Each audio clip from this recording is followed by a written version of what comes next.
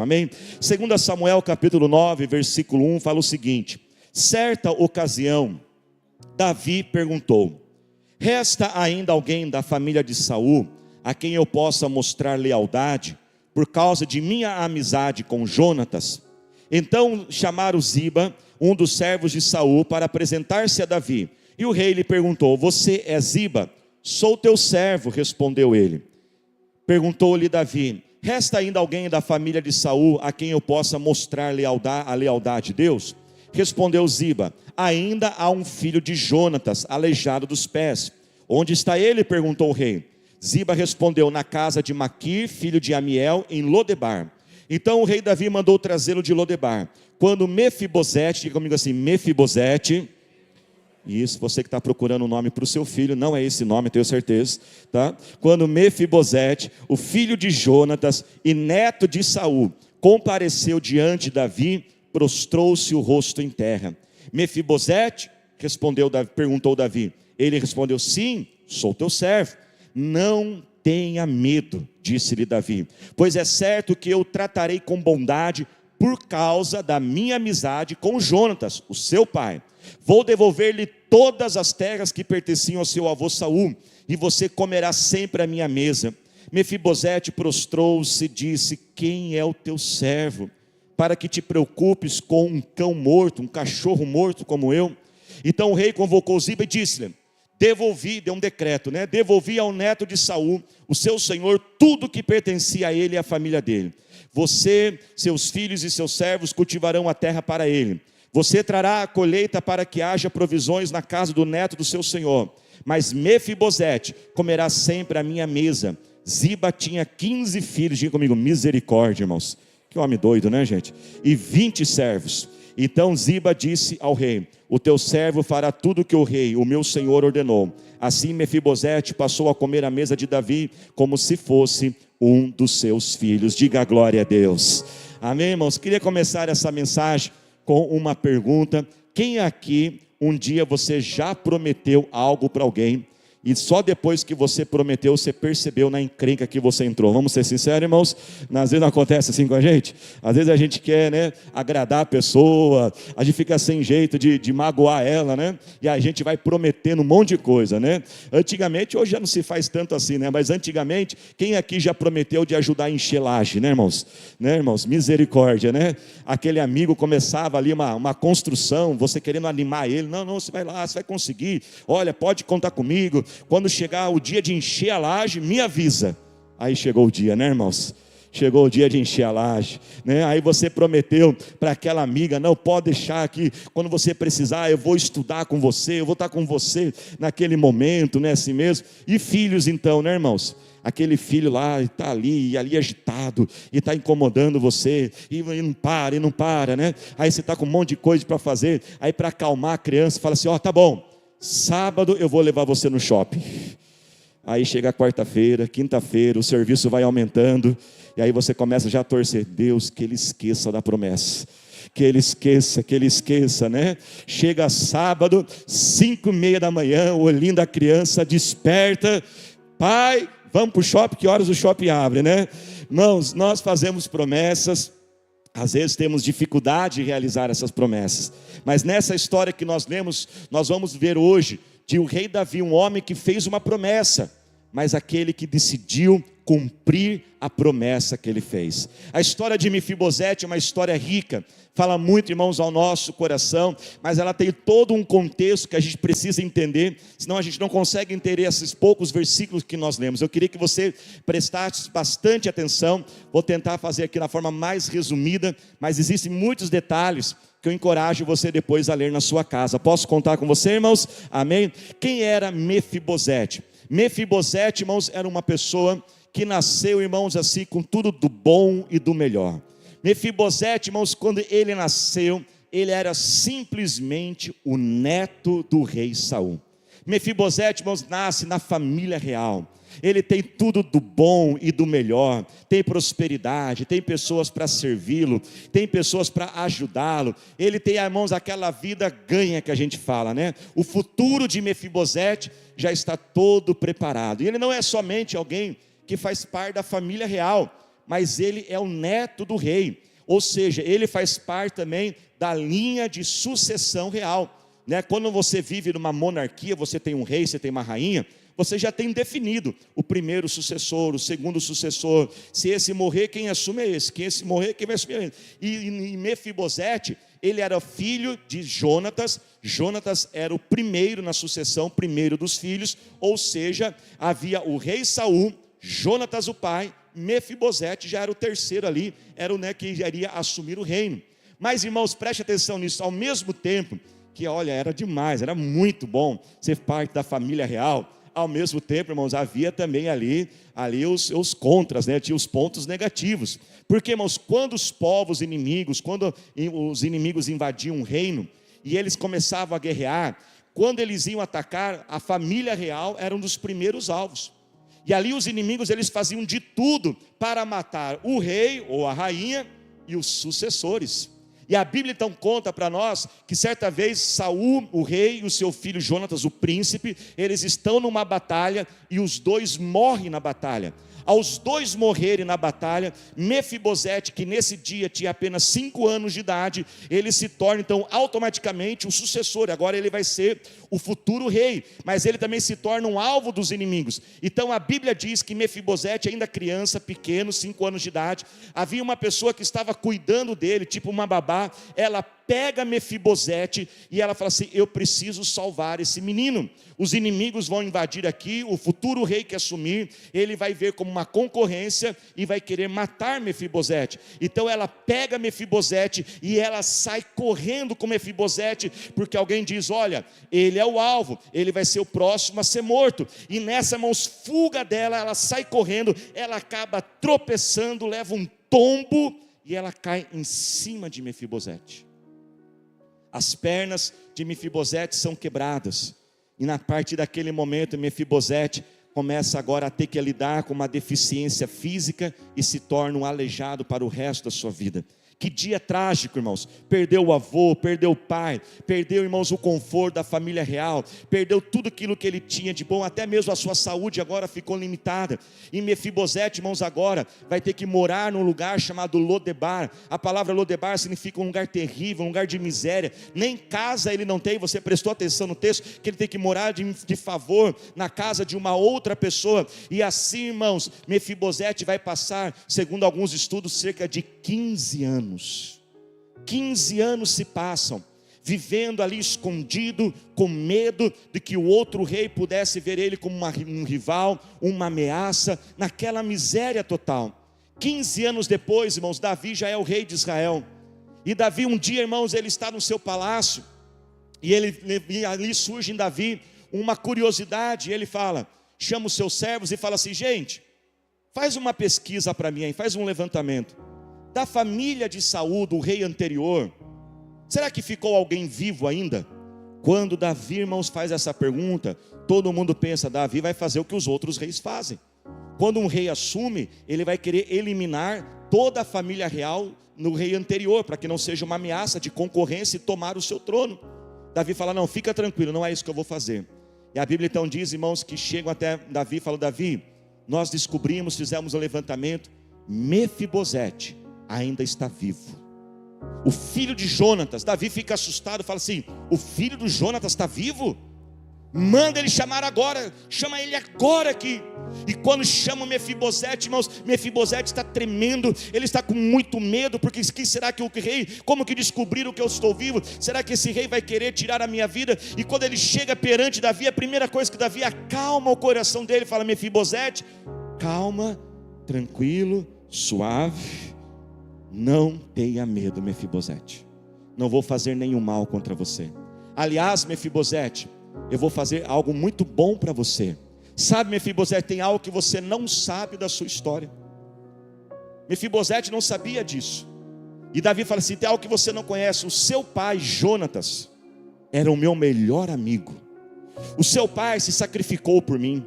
O seu pai fez de tudo para salvar a minha vida. E em gratidão ao seu pai, um dia eu fiz uma promessa. E eu prometi para o seu pai que eu ia cuidar de toda a descendência dele. E hoje, Mefibosete, eu vou cumprir a promessa que eu fiz ao seu pai, pela amizade minha com o seu pai, pelo sacrifício que o seu pai fez pela minha vida. A partir de hoje, Mefibosete, você vai viver uma virada na sua vida. Eu vou restituir tudo aquilo que você perdeu. Eu vou devolver todas as terras, todos os patrimônios, todos os bens do seu avô, do seu pai. E eu sei, Mefibosete, que você é aleijado, você não pode trabalhar. Eu já escolhi servos que vão trabalhar por você. Só vai ficar caindo Pix na sua conta, suave, tranquilo, e vai ficar caindo aí o Pix na sua conta, viu, Mefibosete? Você vai ter pessoas que vão trabalhar por você, mas você não vai viver somente bem. Tem algo maior e melhor ainda, Mefibosete. Você vai viver aqui no meu palácio. Deus, irmãos, Davi não simplesmente pegou Mefibosete, restaurou a vida dele e jogou ele num canto. Falou: não, Mefibosete, você vai viver aqui no palácio, você vai sentar à mesa junto com os meus filhos. Sentar à mesa junto, irmãos, com os filhos do rei, que seria o quê? Receber um tratamento de príncipe. Você vai comer do bom e do melhor. Sentar à mesa do rei, você vai participar dos assuntos dessa nação. Você vai me ajudar a tomar as decisões. Você vai participar junto comigo. Naquele dia, irmãos, a vida de Mefibosete passa por essa grande restauração. Mas Mefibosete não consegue aceitar isso. Mefibosete não consegue acreditar que aquilo está acontecendo com ele. A reação de Mefibosete é dizer: meu rei, quem sou eu para receber tudo isso? Eu não mereço, eu não sou digno disso. E aí ele fala algo terrível, ele fala assim: eu sou como um cachorro morto. Um cachorro morto, irmão, serve para o quê? Faz o quê? Nada, não serve para nada. É como se ele dissesse: eu sou uma pessoa inútil, eu não tenho valor, eu não tenho importância, eu não posso te ajudar com nada nesse reino. Rei, eu não mereço isso. Mas o rei Davi, irmãos, ele não leva aquilo em consideração, porque ele havia feito uma promessa, não com Mefibosete. A promessa havia sido feita com seu pai Jonatas, e pela aliança que ele tinha com Jonatas, pelo sacrifício do pai, Mefibosete, irmãos, vem agora viver uma grande virada na sua vida. Sabe, igreja, assim como Mefibosete, num dia normal, um dia bom e tranquilo, levou aquele tombo, e aquele tombo mudou a sua vida. Muitas vezes, irmãos, nós passamos e levamos muitos tombos na nossa vida. A vida, ela é imprevisível. Nós planejamos, organizamos, mas quantas vezes, irmãos, a vida, ela não segue os planos que nós fizemos. Ela não segue o nosso planejamento. E quantos de nós hoje estamos sofrendo? Hoje na nossa vida, adversidades, lutas e dificuldades, por causa de tombos que nós levamos na nossa vida. Tombos que são de nossa responsabilidade, causados por nós. Tombos que foram outras pessoas, como aquela pessoa que era responsável por cuidar de Mefibosete. Aquela pessoa era para proteger ele e não prejudicar. A intenção era boa, mas acabou o quê? Prejudicando. Às vezes, talvez você recebeu um tombo na sua vida de alguém que era para te amar, alguém que era para te cuidar, e essa pessoa, ao invés de te amar e te cuidar, ela te prejudicou. Há pessoas ouvindo essa mensagem que até hoje lidam com traumas, abusos sexuais, abusos verbais.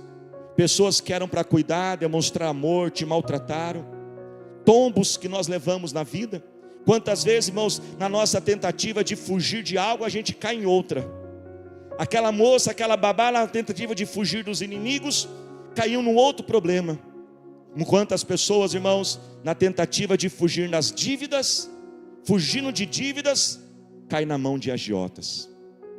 Quantos outros, na tentativa de fugir da solidão da alma, de se sentir sozinho, acaba caindo em relacionamentos errados, tóxicos, que prejudicam, que mais machucam a pessoa. Quantos homens, às vezes na pressão da vida, porque a vida traz pressão, e quando a vida pressiona, trabalho, meta, condições da família, situações, quantas vezes nós estamos debaixo daquela pressão, e nós precisamos de umas válvulas de escape, precisamos sair debaixo daquela pressão, e quantas vezes para sair debaixo daquela pressão, nós acabamos caindo o quê? Em vícios, pornografia, em tantas coisas erradas, adultérios, porque queremos livrar daquela pressão. A vida, irmãos, ela foi difícil com Mefibosete. Aquele tombo, a morte do seu avô, do seu pai, mudaram a vida de Mefibosete. E aquilo, irmãos, afetou o seu ser. Aquilo afetou não somente as suas pernas. Preste atenção, Mefibosete não era paralisado somente das pernas. Mefibosete também estava paralisado na sua mente. Quando ele diz, quem sou eu não tenho valor, eu não sou nada, nós vemos um homem que não está paralisado só fisicamente, ele está paralisado nos sonhos, nos planos, nos projetos. Alguém que estava decidido, eu vou ficar aqui no meu cantinho, lá em Lodebar, escondido, que ninguém me veja. Mas Deus, irmãos, colocou no coração do rei Davi, para tirar Mefibosete daquele lugar. E o Senhor está dizendo para você, o tempo de você ficar no seu cantinho já acabou. O tempo de você ficar escondido, eu estou te levantando, eu estou te exaltando, eu estou te honrando. O rei mandou te chamar nesta noite. Deus te manda chamar e diz, saia deste cantinho, saia deste lugar, saia dessa caverna que você se colocou, e comece a colocar a sua vida em movimento. Talvez você não está paralisado nas pernas, mas está paralisado na mente, está paralisado no coração. Aquela culpa, irmãos, ela golpeava a mente de Mefibosete. Aquela culpa atormentava ele, aquela autocondenação, você não merece, você não é capaz, você não tem valor. E quantos de nós, irmãos, até hoje temos lidado com essa culpa? A culpa, irmãos, tem destruído a vida de muitas pessoas. A culpa, ela é uma raiz de tantos outros problemas, como ansiedade, depressão, síndrome de pânico, medo. A culpa, irmãos, é aquela acusação na mente que fica, é aquele julgamento que fica. Você já viu aquelas cenas de filme que você tem um juiz que está julgando e ele tem um martelinho que ele bate e fala assim, culpado? A culpa é como se você tivesse um monte de juizinhos assim, ó, na sua cabeça, e ela está toda hora dizendo, culpado, errou, fracassou, falhou, não fez direito, precisa ser melhor, precisa fazer direito, tem que ser assim. Desse jeito você não vai chegar a lugar nenhum, você está ficando para trás. Se você tivesse feito isso, a culpa, irmãos, vai colocar, eu deveria ter feito. Se eu fosse, se eu tivesse falado com aquela pessoa. São culpas, irmãos, que podem ser algumas vezes até verdadeiras, porque nós erramos e falhamos, amém, igreja? Mas muitas vezes essas culpas não são verdadeiras, são irreais, que nós atraímos para nós, que nós não somos culpados por aquilo. Devemos lembrar, pais que estão aqui, que nossos filhos, eles têm o seu livre-arbítrio. E nós não vamos poder, por exemplo, controlar todas as atitudes do nosso filho. Existe aquela culpa ainda ilusória de um passado que a gente fica especulando. E essa culpa tem atormentado, destruído e paralisado a vida de muitas pessoas. Se eu tivesse ouvido, se eu tivesse falado, se eu tivesse cobrado mais aquela pessoa, ela ia ter feito. E quem garante que se você tivesse cobrado mais, ela também não ia fazer do mesmo jeito? Se eu tivesse ido naquele lugar, se eu não tivesse entrado naquela rua, o acidente não teria acontecido. Você poderia ter entrado naquela rua e ter acontecido do mesmo jeito. Quantos estão entendendo? Digam amém. E a gente fica especulando. E sabe o que vai acontecendo, irmãos? O tempo vai passando. O seu presente, preste atenção nisso, ele é um resultado do seu passado, mas o seu futuro é um resultado do seu presente. E quando você permite que a culpa, o remorso, aquela autocondenação te golpeie, te anule, ela machuca você, ela atormenta a tua mente, você está deixando de viver hoje o presente, e você está deixando de construir aquele futuro que está diante de você. Para que nós possamos, vamos ser libertos dessas prisões de acusação na nossa mente, nós precisamos, irmãos, de 2 elementos necessários. Quantos elementos, irmãos? 2. Repita comigo, diga assim, a verdade e o perdão. Repita mais forte, a verdade e o perdão. Assim, irmãos, que como para você andar, preste atenção nisso, para você andar, você precisa colocar uma perna e depois outra.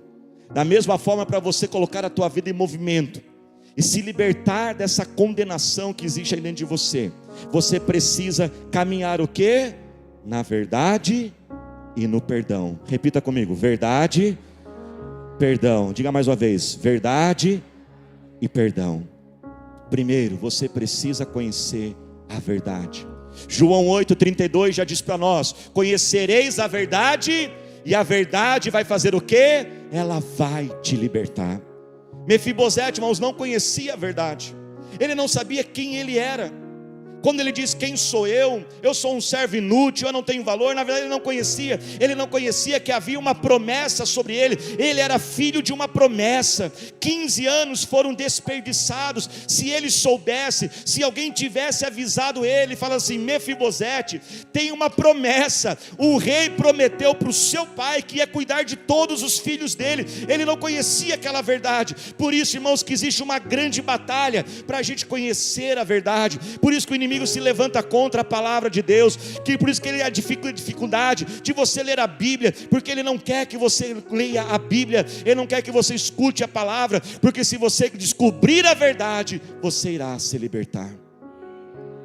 Se você errou, se essa culpa em tua mente ela é verdadeira, porque você errou, reconheça a verdade, seja honesto, sincero, sem desculpas, sem condenar outras pessoas, e seja honesto com você mesmo. Diga: olha, a verdade é que eu errei, mas uma vez que você, preste atenção nisso, você colocar o passo da verdade, esticar a perna à verdade, reconhecer o teu erro com humildade e sinceridade, pegue agora a outra perna. Qual é a outra perna? O perdão. E diga: eu perdoo a mim mesmo.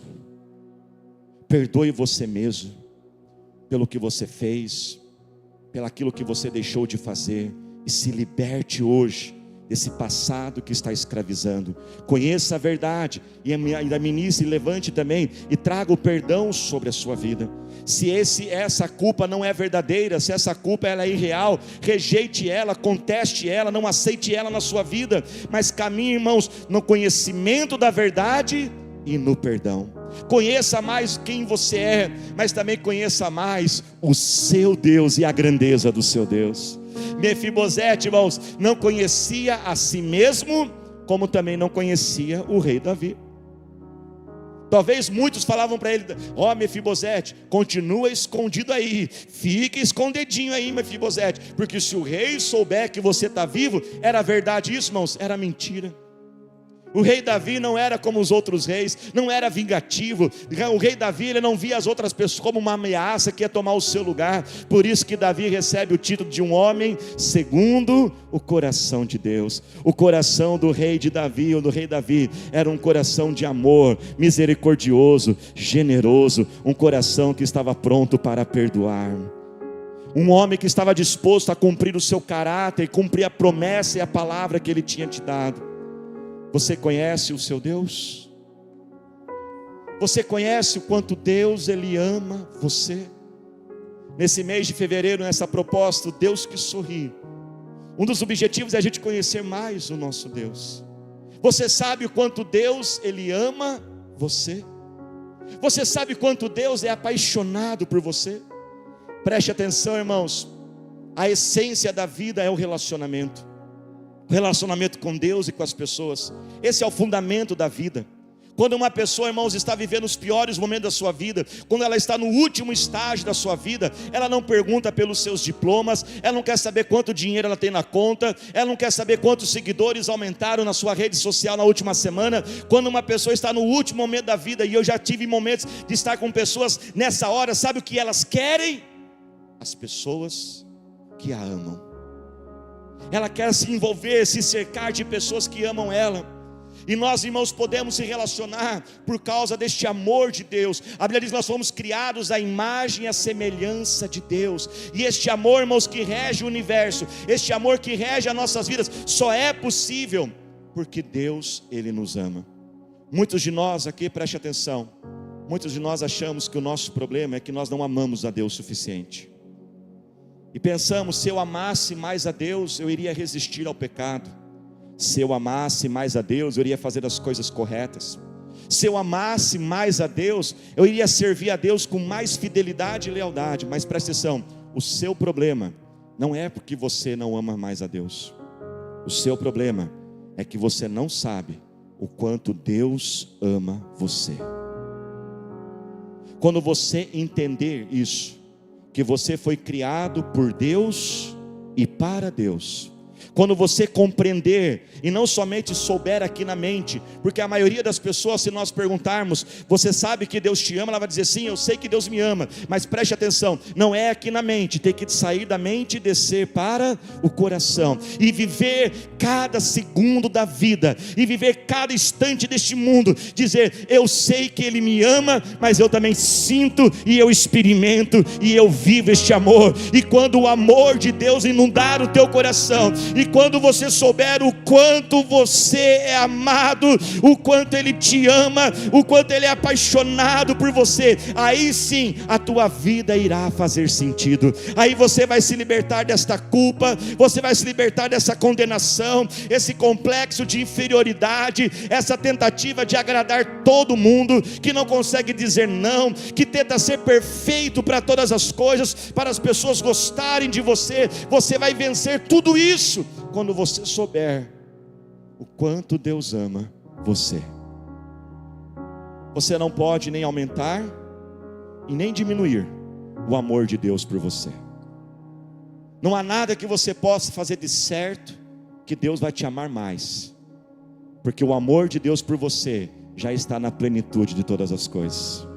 Mas da mesma forma, não há nada de errado que você possa fazer que irá fazer Deus amar você menos. Deus, Ele ama você nos dias bons, Ele ama você nos dias ruins. Deus ama você quando você faz tudo certo.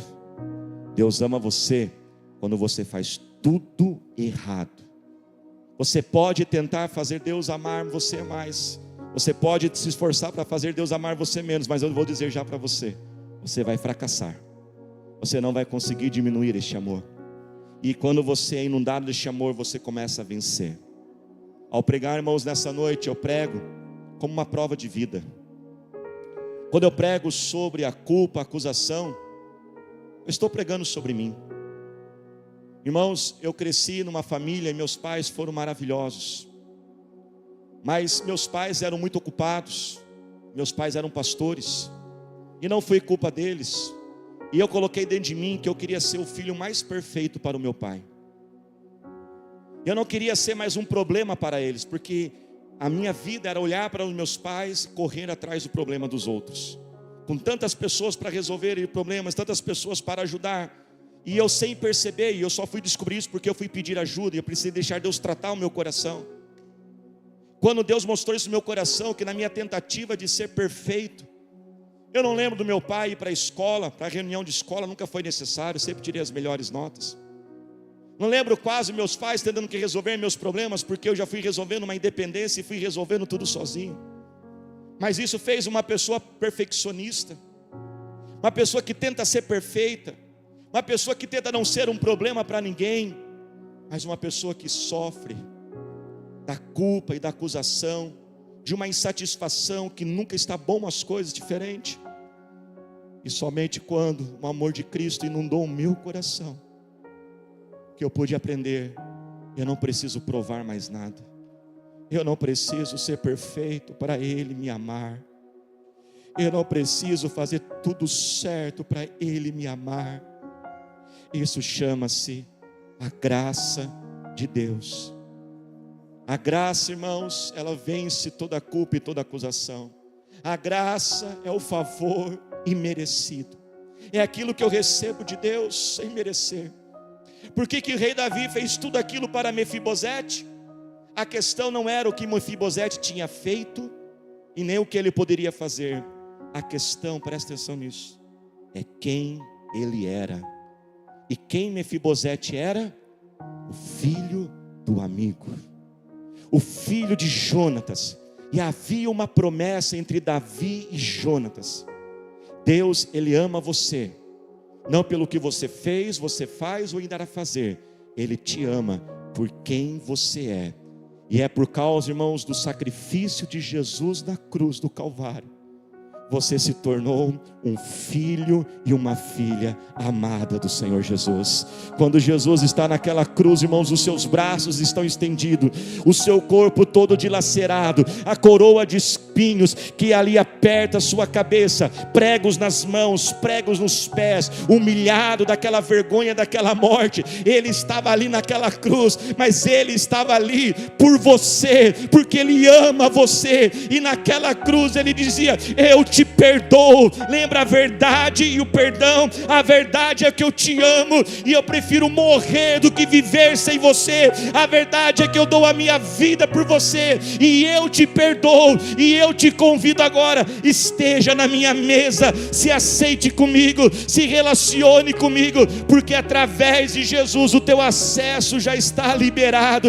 E quando este amor inundar o teu coração, a tua vida vai fazer sentido, a tua vida vai ter propósito. Uma força do Senhor virá dentro de você, para você vencer todas as dificuldades da sua vida. Você só precisa estar com Ele. Se coloque de pé glorificando a Jesus.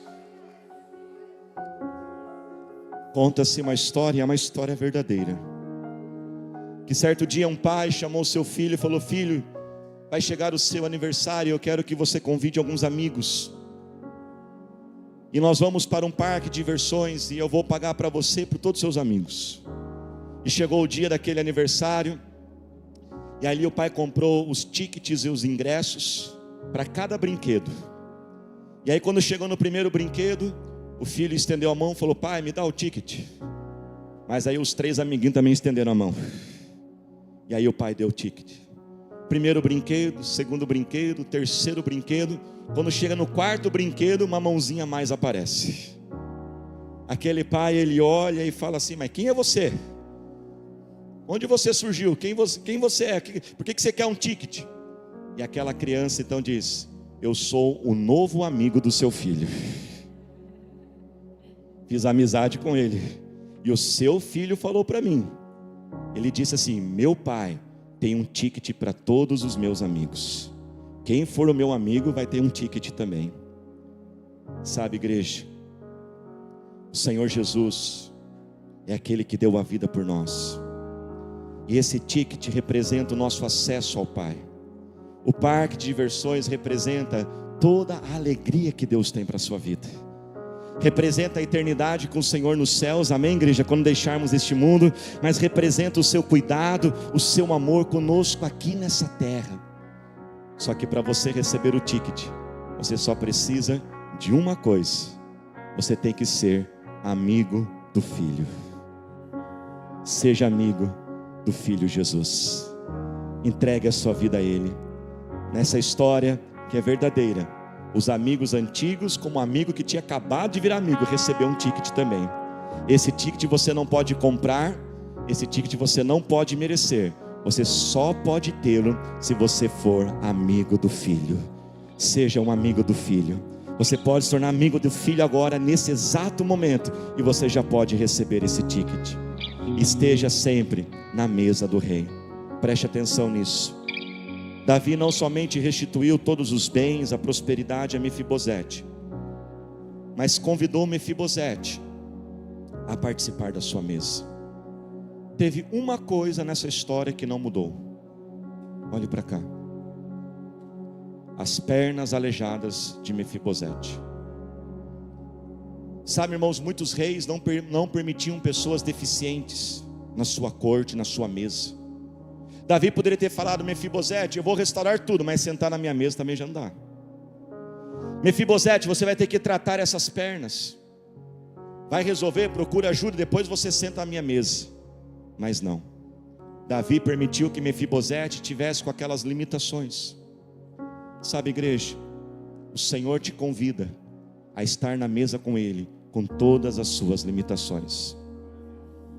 A verdade, irmãos, é que algumas limitações, e eu preciso pregar a palavra completa, algumas limitações Deus não vai tirar da nossa vida. Algumas limitações vão permanecer lá. Assim como Paulo certa vez disse: Senhor, afasta de mim isso. E Deus falou assim: não, Paulo, isso eu não vou afastar. A minha graça te basta, o meu favor imerecido.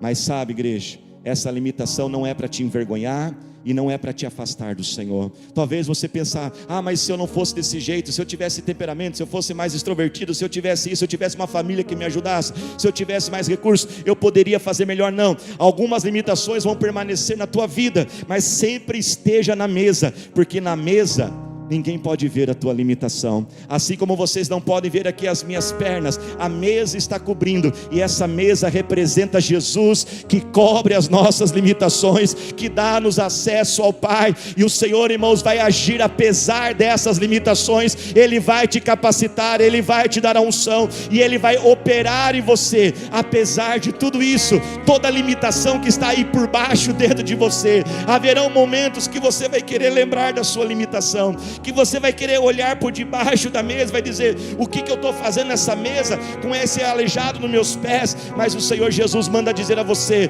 não olhe por debaixo da mesa, não fique olhando o que você não pode fazer, não fique olhando a limitação que está na sua vida, mas continue olhando para o Rei, se assente na mesa do Rei, se relacione com o Rei Jesus. Tudo que você precisa é só ser amigo do Filho.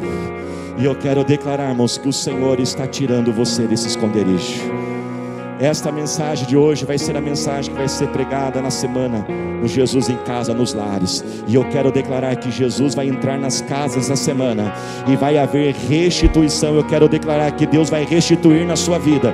O nosso Deus vai restituir tempo perdido, Ele vai restituir bênçãos perdidas, assim como Ele devolveu para Mefibosete, Ele vai devolver para você. Eu quero declarar que o Senhor está te curando, te libertando, te perdoando nesse dia, nesta semana. Levante as tuas mãos e fale com o Senhor agora. Senhor nosso Deus, eterno Pai, nós oramos a Ti agora e clamamos, ó Deus, o Teu nome, Senhor. Pai, eu oro por todos que estão aqui, Senhor, nesta noite, aqueles que estão online. Eu oro, Pai, por todos aqueles que sofreram quedas e tombos na sua vida. Dê a mão para a pessoa que está do seu lado agora e ore por ela, Senhor. Oh Deus, ó Pai, aquele tombo, Senhor, mudou a vida de Mefibosete, mas o dia que o Senhor o chamou também mudou a sua vida. Eu te peço agora, venha, Senhor, recuperar, venha restaurar, repara os nossos erros, repare as nossas falhas, ó Pai, aquilo que eu deveria ter feito, aquilo que eu não deixei de fazer. Senhor, Pai, conserte os nossos erros agora. A Tua palavra diz que ainda que eu tropece, o Senhor estende as mãos e me levanta. Eu repreendo agora, Senhor, toda a culpa que acusa essa mente. Eu repreendo agora essa raiz de tristeza, essa raiz de angústia, essa raiz de desânimo. Eu dou uma ordem, sai agora em nome do Senhor Jesus. Essa vida que está paralisada na mente, no coração, oh Senhor, derrama agora sonhos, derrama planos, derrama projetos. Receba agora o óleo da alegria, receba o amor de Deus, receba o perdão do Senhor sobre você. Perdoe você mesmo agora, perdoe você e descubra a verdade. E a verdade é que você é um filho amado e uma filha amada. Põe a mão em teu coração agora, derrama, Senhor, este amor, revela este amor, Senhor. Revela este amor, Senhor. Revela este amor, Senhor, a todos que estão aqui, a todos que estão online, Senhor. Que este amor não esteja somente na mente, mas ele esteja no coração. Que possamos viver cada segundo da nossa vida amados por Ti, Senhor. Com a mão em teu coração, abre os teus olhos, olhe para cá. Existe algo, irmãos, que ajuda você, que luta. Em nome de Jesus, hoje você vai ter a vitória contra essa culpa, essa acusação. Procure ajuda também. Deus tem levantado pessoas, profissionais, pastores para te ajudar. Mas eu quero fazer algo com você agora, uma dinâmica.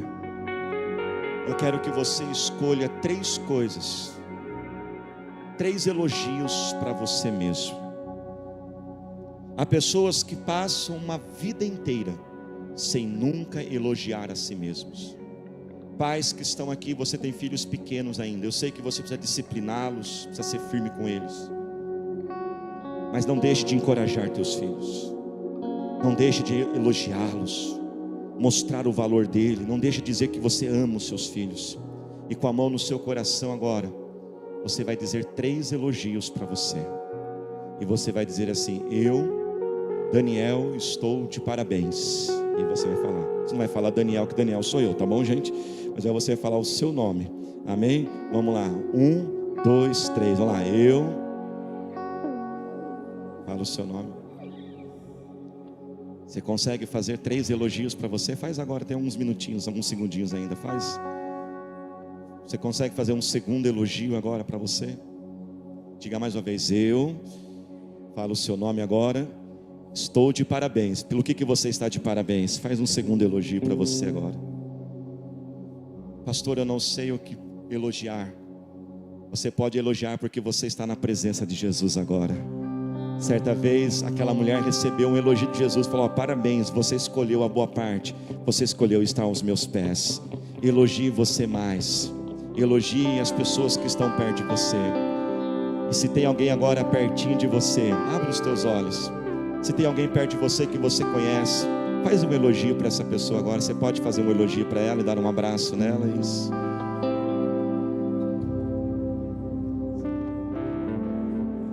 Coisa gostosa. O amor do Senhor Jesus, irmãos, está inundando o teu coração. E essa graça, ela te restaura, essa graça te liberta. Porque a graça supera toda a culpa da nossa vida. Amém?